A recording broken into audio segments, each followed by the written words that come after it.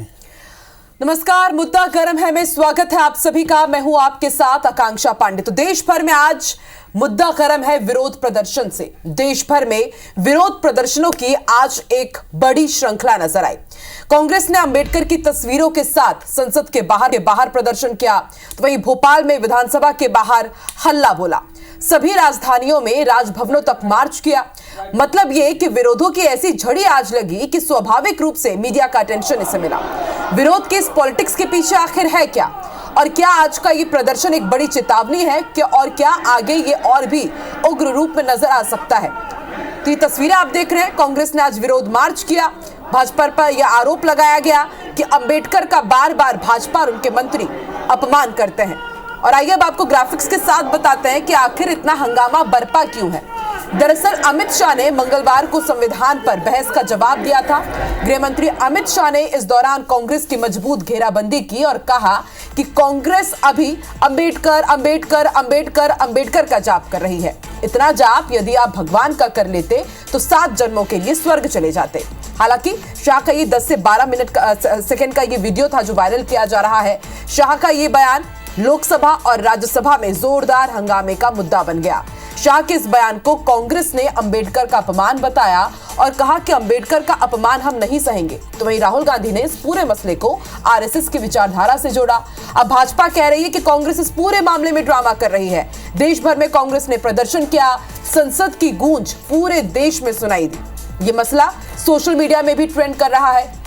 मामला इतना जा बढ़ा कि खुद प्रधानमंत्री नरेंद्र मोदी को मोर्चा संभालना पड़ा। प्रधानमंत्री नरेंद्र मोदी ने 1 या 2 नहीं बल्कि बैक टू बैक 5 से 6 ट्वीट उन्होंने कर दिए और इस दौरान उन्होंने बताया कि किस तरह से कांग्रेस हमेशा से अंबेडकर विरोधी रही है।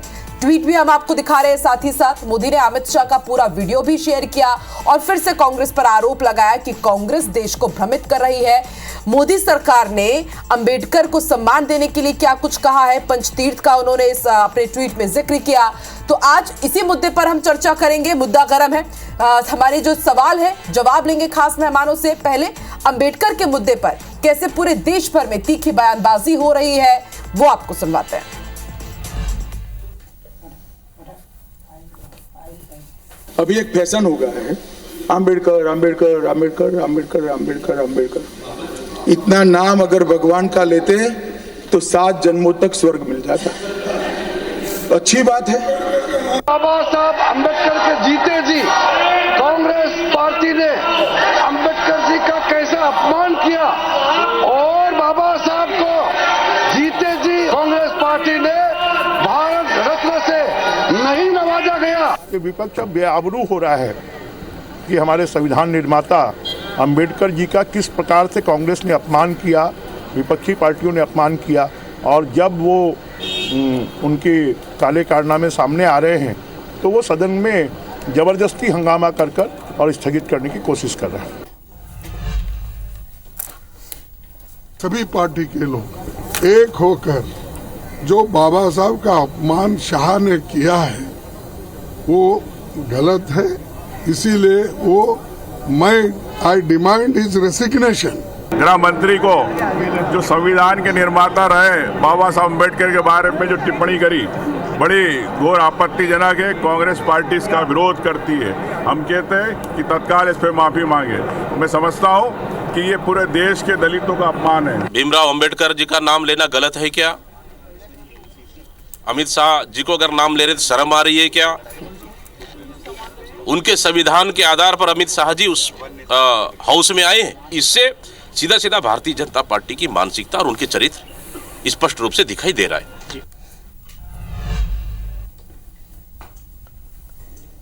कांग्रेस ने कब सम्मान दिया बाबा साहब को? बाबा साहब को क्यों नेहरू जी के मंत्रिमंडल से बाहर होने पर बेबस होना पड़ा? आरक्षण के संबंध में बाबा साहब की बात क्यों नहीं मानी कांग्रेस ने? और यही कांग्रेस है जिसने बाबा साहब को चुनाव हरवाने का काम किया। बाबा साहब हमारे लिए संविधान निर्माता के नाते एक युग पुरुष है।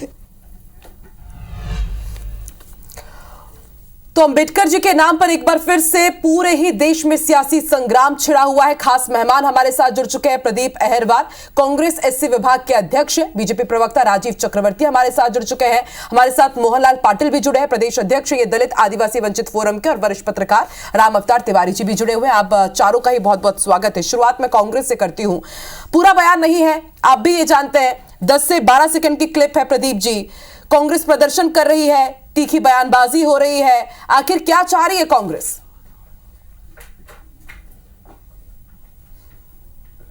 देखिए आकांक्षा जी, इस देश में संविधान और मनुस्मृति की लड़ाई चल रही है और डॉक्टर अंबेडकर ने इस देश के लिए, इस देश की बहुजन आबादी के लिए, चाहे दलित हो, आदिवासी हो, पिछड़ा हो, अल्पसंख्यक हो या इस देश की महिला आबादी हो, उसके लिए हक अधिकार दिए हैं। इस देश के गृह मंत्री हल्के में एक बयान देते हैं कि आजकल फैशन चल पड़ा है, बाबा साहब अम्बेडकर अम्बेडकर अम्बेडकर, अगर इतना नाम कोई ले ले तो 7 जन्म के लिए उसे स्वर्ग मिल जाए। मैं अमित शाह जी को और भाजपा को और आरएसएस को ये बताना चाहता हूँ कि ये वही देश है जहाँ संविधान से पहले, जब संविधान इस देश में लागू हुआ उससे पहले इस देश में जब दलित कोई श्लोक सुन लेता था तो उसके कान में शीशा डालने की प्रथा थी। अगर दलित कोई मंत्रोच्चारण करता था तो उसकी जुबान काट ली जाती थी। सार्वजनिक जगह पर दलित आदिवासी लोग चल नहीं पाते थे। हमारे आदिवासी भाइयों को जंगलों में रहने के लिए मजबूर होना पड़ता था। पिछड़े समाज के लोगों का काम सेवा करना था और महिलाओं को ना तो उसके पिता की संपत्ति में कोई अधिकार मिलता था, ना दूसरी शादी वो कर सकती थी, ना तलाक ले सकती थी, ना वोट का अधिकार था। तो महिलाओं को भी इस देश में कोई अधिकार नहीं था। जब संविधान इस देश में लागू हुआ तो बाबा साहब ने इन लोगों के लिए इस देश को स्वर्ग बनाया। तो जिस व्यक्ति ने हमें कपड़े पहनने से लेकर पानी पीने तक, अच्छे घरों में रहने के हक अधिकार दिए, वो अमित शाह जी और आरएसएस से मैं ये कहना चाहता हूं, भाजपा से, वो इस वर्ग के लिए भगवान है। लेकिन जिस लहजे में आपने बाबा साहब के लिए ये शब्द बोले हैं, इसकी निंदा करते हैं और अमित शाह को सार्वजनिक रूप से इस देश से माफी मांगनी चाहिए। बाबा साहब अम्बेडकर एक व्यक्ति नहीं है। ये प्रदीप जी, राजीव जी बताइए, माफी मांगने की बात की जा रही है, रेजिग्नेशन की बात की जा रही है, तो माफी मांगेंगे अमित शाह?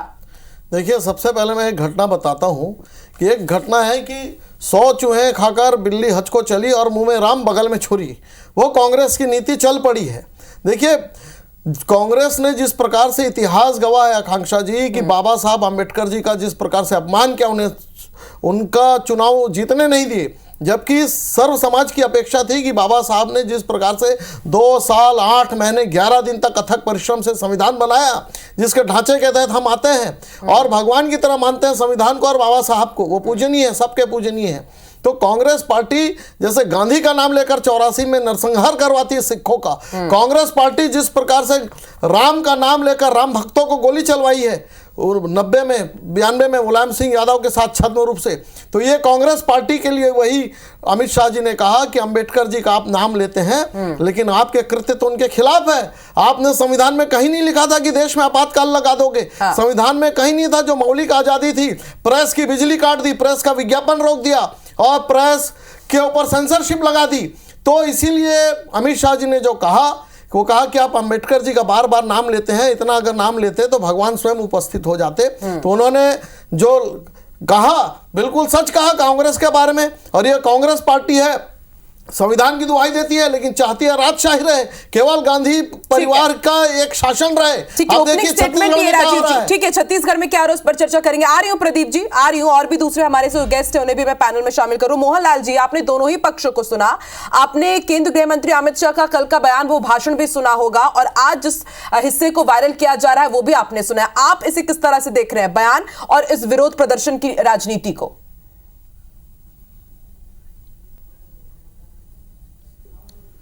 ऐसा है कि सबसे पहले अमित शाह जी ने जिस वे में डॉक्टर बाबा साहब अम्बेडकर का नाम लिया है कि अम्बेडकर अम्बेडकर कहने के बजाय अगर आप किसी भगवान का नाम लेते तो वो आपको ज़्यादा लाभ देता। तो मैं अमित शाह जी जो ने बयान दिया उसकी मैं सबसे पहले निंदा करता हूँ और उम्मीद रखता हूँ कि अच्छे वो राजनीतिक व्यक्ति है तो उन्होंने वो बयान अपना वापस ले लेंगे। दूसरी बात यह है कि देश के अंदर में 26 जनवरी 1950 के बाद में जो देश में संविधान लागू हुआ, उसके बाद में हमारे देश की महिला इंदिरा गांधी जी प्रधानमंत्री बनी उस संविधान के आधार पे। आज हमारे जो पिछड़े वर्ग के हमारे जो आज प्रधानमंत्री जी जो बने हैं नरेंद्र मोदी जी, वो भी ओबीसी में आते, शूद्रों में आते, वो भी हमारे देश के आज प्रधानमंत्री बने हैं, तो संविधान की वजह से बने हैं। तो मेरा कहना है कि अगर कोई पार्टी बाबा साहब अम्बेडकर जी का नाम लेता, उसके कारण ही तो ये संसद में बैठे हैं। संसद में वो संविधान नहीं लिखते, संसद में बैठते कहाँ पे ये लोग? अगर बाबा साहब का नाम लेने से मुझे नहीं लगता कि इतने बड़े पार्टी के किसी नेताओं को कोई तकलीफ होना चाहिए। ये लड़ाई क्या है कि मनुष्य मूर्ति और संविधान की लड़ाई की जब बात होती है तो ये सब चीज़ें चलती है। हाँ। लेकिन मुझे ऐसा लगता है कि ये सब चीज़ें इतने बड़े पार्टी के किसी लीडर ने करना नहीं चाहिए। और बाबा साहब का बहुत बड़ा योगदान है, उसको भूलना नहीं चाहिए। उनको मालूम है कि बीजेपी वालों को कि जब ये अभी लोकसभा चुनाव के अंदर में संविधान बदलने वाला ये मुद्दा उठाने के बावजूद वो जो 400 पार का नारा था 200 पार हो गए। तो ये संविधान तो एक मुद्दा है ये, ठीक है। और संविधान में बदलाव धीरे धीरे होते आ रहा है। लोगों का आरक्षण खत्म होते जा रहा, नौकरियां खत्म हो रही, उनके बोलने के अधिकार समाप्त हो रहे। आगे भी जरूर इस पर चर्चा करेंगे। ये बात तो तय है कि अंबेडकर जी ने देश के लिए बहुत कुछ किया है, उनका योगदान कोई नहीं भूल सकता। लेकिन अंबेडकर के नाम पर जब तक हम देखते हैं कि राजनीति होती रहती है। राम अवतार जी हमें अच्छे से समझा पाएंगे। राम अवतार जी, आपने मोहनलाल जी को भी सुना और पूरी चर्चा हो रही है 10 से 12 सेकंड की उस वीडियो को लेकर के, आपने भी वो पूरा वीडियो जरूर सुना होगा। तो क्या समझा जाए? जिस तरह से मोहनलाल जी ने भी कहा कि उन्हें माफी मांगनी चाहिए, अपने इस बयान को वापस ले लेना चाहिए, तो ये समझा जाए कि सरकार के ऊपर, अमित शाह के ऊपर ये जो बयान, ये जो भाषण है, भारी पड़ता हुआ नजर आ रहा है। देखिए, संविधान को लेकर राजनीति भी हो रही है और अंबेडकर के नाम पर भी राजनीति हो रही है। वो इस महीने में भारत का संविधान है, उसमें सभी को बराबरी का हक है। बाबा साहब ने जो लिखा है उस पर चल रहे हैं। उस पर निगरानी रखने के लिए कोर्ट है, अखबार है, अलग अलग स्तंभ बने हुए हैं और उसका उल्लंघन कोई नहीं कर पा रहा है।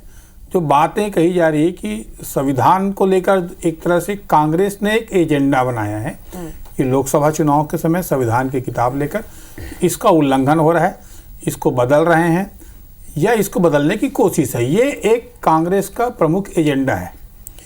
इस एजेंडे के, इस आरोप के वो जवाब दे रहे थे। वो जवाब जैसा हम जैसे और बातों में भी कहते हैं उसी तरह की बात का हिस्सा होगा।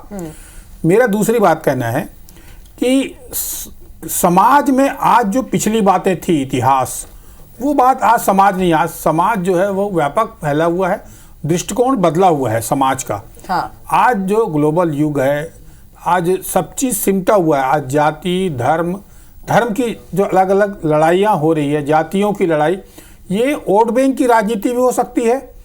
इससे दरकिनार करते हुए समाज का विकास कैसे हो सकता है, देश का विकास कैसे हो सकता है, इसमें बहस हो, इसमें अधिकार प्रकट है सबको। इन सब चीजों पर बहस हो ही नहीं रही है। हम देख रहे हैं संसद में कि लगातार कभी अडानी, तो कभी सोरोस, तो कभी वन नेशन वन इलेक्शन। एक कहीं ना कहीं समझा जाए कि टाइमिंग पर भी सवाल उठ रहा है कि संसद के दौरान इस तरह के मुद्दे उठाए जाते हैं, जनता की बात वहां पर कोई भी नहीं कर रहा है। लेकिन अभी यहाँ पर चर्चा संविधान में तो मेरिट के आधार पर सब बातें हो रही है, मेरिट के आधार पर काम हो रहे हैं और उसको पालन कराने के लिए कार्यपालिका भी है, न्यायपालिका भी है, अलग अलग संसदीय राजनीति है, सब प्रतिबद्ध हैं। उससे कोई दरकिनार जाए तो जैसे देखिए जो पड़ोस के देश हैं या अन्य देशों में जो जन विद्रोह हो रहा है वो हो सकता है। तो इस तरह की स्थितियों से बचने की कोशिश होनी चाहिए। ठीक है।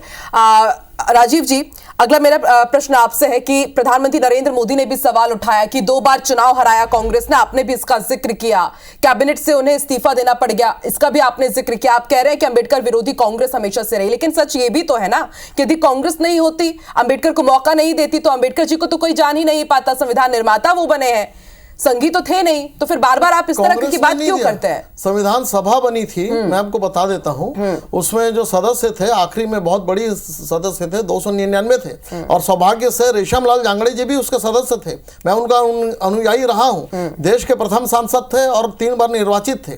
तो वे भी कहते थे, स्वर्गीय रेशमलाल जांगड़े जी भी, कि कांग्रेस को जब मजबूत कि सेंट्रल हॉल में एक कोने में उनकी फोटो लगा के रखे थे, जब कहते थे कि एक प्रमुख स्थान जो निर्माता है डॉक्टर राजेंद्र प्रसाद और बाबा अम्बेडकर, भीमराव अम्बेडकर जी, इन्होंने अथक प्रयास से अलग अलग देशों से जो उसकी खूबियाँ उसको लेकर जो ड्राफ्टिंग की है, उनका स्थान तो बहुत अच्छे जगह पर होना चाहिए। लेकिन कांग्रेस की पार्लियामेंट कमेटी ने कभी ध्यान नहीं दिया।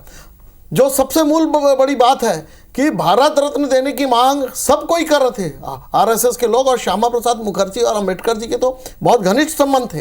वो भी उद्योग मंत्री से इस्तीफा दे दिए और कानून मंत्री के पद से श्यामा डॉक्टर भीमराव अंबेडकर भी इस्तीफा दे देते। लेकिन राजीव जी, कांग्रेस ये भी तो आरोप लगाती है ना कि आप आरएसएस की विचारधारा से ताल्लुक रखते हो। आरएसएस मनुस्मृति को मानती थी, वो तो ये कहते हैं कि संविधान की कॉपी जला दी गई थी सन 1949 में।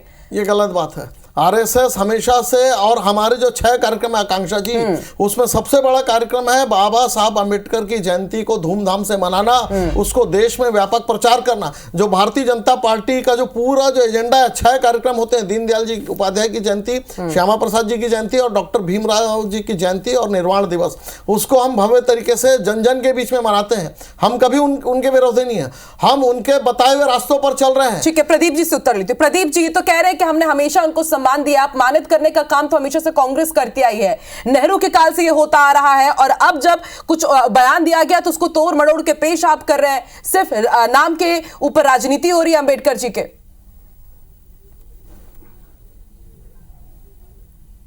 देखिए आकांक्षा जी, इस बात को तो मोदी जी भी आज सुबह मान गए कि अमित शाह जी हिट विकेट हुए हैं। किस सत्ता के मद में और अहंकार में बाबा साहब अंबेडकर का उन्होंने अपमान कर दिया, इस बात की अंबेडकर जी का नाम लिया है, तो मोदी जी खुद आ गए आगे। और मोदी जी ने किस तरीके से अमित शाह का बचाव अपमान किया है। चक्रवर्ती जी, आप क्या समझोगे बाबा साहब, आप क्या कहोगे बाबा साहब के बारे में? आपकी सोच में संविधान को बदलना है। एक मूर्ति लगा नहीं पाए। अटल बिहारी वाजपेयी की सरकार में संविधान समीक्षा आयोग बना। आकांक्षा जी, सबसे बड़ी बात, इनकी सरकारों में डॉक्टर बाबा साहब अंबेडकर की मूर्तियों को तोड़ा जाता है। इनकी सरकार के कई मंत्री बाबा साहब अंबेडकर के संविधान को बदलने की बात करते हैं। इनके लोग बाबा साहब अंबेडकर के अपमान की बात करते हैं। मोदी जी ने जिस तरीके से सदन में अमित शाह ने जिस तरीके से सदन में बाबा साहब के लिए अपमानजनक शब्दों का इस्तेमाल किया है, बीजेपी के लोग चिल्ला चिल्ला के अमित शाह के पाप को नहीं धो सकते। अमित शाह को माफी मांगनी पड़ेगी। बाबा साहब अंबेडकर इस देश के करोड़ों लोगों के भगवान हैं, और भगवान के बारे में उनके चाहने वाले, उनके मानने वाले किसी भी प्रकार से अपमान नहीं सहेंगे। राजीव जी, बार बार मत चिल्लाइए। आपके नेता अमित शाह ने कल प्रदीप जी, राजीव जी देखिए, जनता आप दोनों को ही सुन रही है, और आज सुबह से जो बयानबाजी हो रही है, कल गृह मंत्री ने जो भाषण दिया है, सब लोग भली भांति समझ रहे हैं कि किस तरह से उनके नाम पर राजनीति होती आई है और होती रहेगी, क्योंकि एक बहुत बड़ा वोट बैंक इससे जुड़ा हुआ है। राम अवतार जी ने भी जिसका जिक्र किया। राम अवतार जी, क्या समझा जाए कि टाइमिंग को लेकर के भी सवाल उठाया जा रहा है कि संसद के पहले इस तरह के मुद्दे आते हैं। हम सभी जानते हैं कि संसद में 1 मिनट की कार्यवाही में 2.5 लाख रुपए खर्च हो रहे हैं, तो फिर ये तो दिन छोड़ दीजिए, घंटे छोड़ दीजिए, लगातार हम देख रहे हैं कि चर्चा हो ही नहीं रही है, जनता के हित के मुद्दे उठाए नहीं जा रहे हैं। तो चर्चा होनी नहीं है क्या सदन में इन सब चीजों को लेकर के? हमारे मुद्दे उठेंगे ही नहीं क्या? देखिए, संसद को इतना अधिकार है, फैसला लेने की जरूरत है और संदेश देने की जरूरत है कि आप किसके साथ हैं, किसके साथ नहीं हैं। बड़ी आबादी जो है आज है अनुसूचित जाति, क्या उसकी उपेक्षा ये राजनीतिक दल कर सकते हैं? कोई नहीं कर सकता। दूसरा, संविधान में इतने अधिकार दिए हुए हैं, उस संविधान का उल्लंघन हो नहीं सकता। तो इस तरह की बात में अगर राजनीतिक संदेश देना है, मैं उसका शुभचिंतक हूँ, वो उसका विरोधी है, इसका कोई हल नहीं है।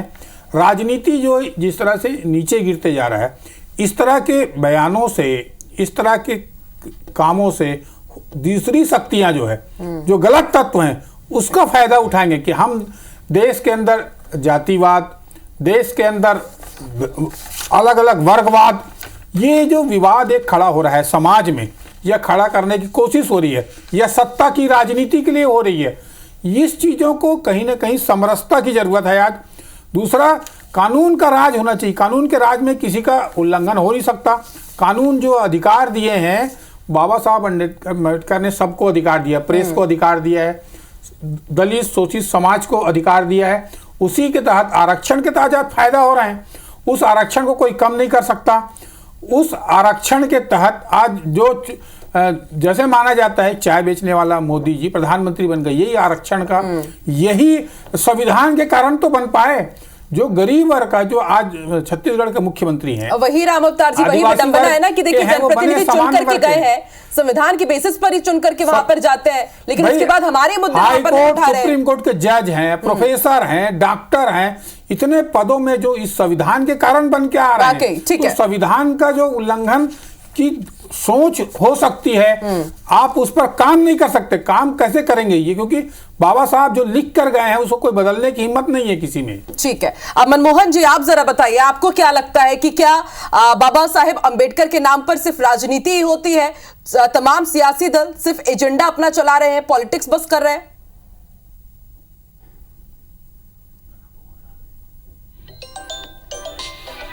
नहीं, ऐसा नहीं है। मेरा तो ये सोचना है कि जब से वीपी सिंह जी की सरकार आई थी, उस समय पहली बार विपक्ष की सरकार आई थी, वीपी सिंह जब प्रधानमंत्री बने थे तो पहली बार उनको भारत रत्न सम्मानित किया गया था। 1914 के बाद में भारतीय जनता पार्टी की सरकार आने के बाद में बाबा साहब के जो स्मारक है, मऊ हो गया, दिल्ली हो गया, लंदन का घर हो गया, या इंदू मिल की जगह हो रही, वहाँ स्मारक भारतीय जनता पार्टी ने अपने शासनकाल में बनाए हैं।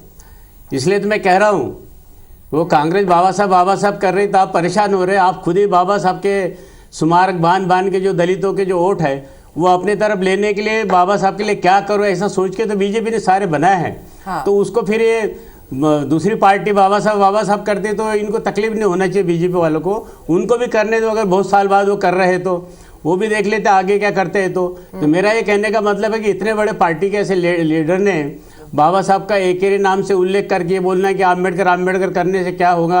हाँ। इतनी देर भगवान का नाम लेते तो आपका फायदा होता। तो भाई आपने भी तो स्मारक बांधे ये किए, इसलिए तो आपने भी तो दलितों के वोट लेने के लिए किए ना। अगर वो कर रहे बाबा साहब का नाम ले रहे हैं तो उनको भी वोट लेने दो, क्योंकि उन्होंने संविधान का मुद्दा उठाएंगे तो लोकसभा में इतना सारा सीटें कांग्रेस और विपक्षी दल जीत। वही मोहनलाल जी, तो राजनीतिक पार्टियां बहुत भली भांति जानती हैं कि कहां पर चोट करना है, किनका नाम का जिक्र करना है, किस हिसाब से उस वोट बैंक को साधना है, इसलिए इस तरह के मुद्दे यहां पर उठाए जाते हैं। लेकिन हमारी अपील यही है, राजीव जी आप भी बैठे हैं, प्रदीप जी आप भी यहां पर बैठे हैं और तमाम लोग सुन रहे होंगे कि अभी शीतकालीन सत्र चल रहा है, जनता के मुद्दे जरा उठाए जाए। जितने भी इतिहासकार जिन्होंने संविधान को मूर्त रूप दिया, जितने भी दिग्गज जिनके नाम पर राजनीति होती है, उन्होंने वाकई भारत के लिए बहुत कुछ किया, लेकिन अब आपको कुछ करना होगा ताकि जनता आप पर भी विश्वास कर सके और भारत आगे बढ़ सके। बहुत बहुत शुक्रिया आप चारों का ही हमारे साथ जुड़ने के लिए। मुद्दा गरम है में देखते रहिए IBC 24। नमस्कार।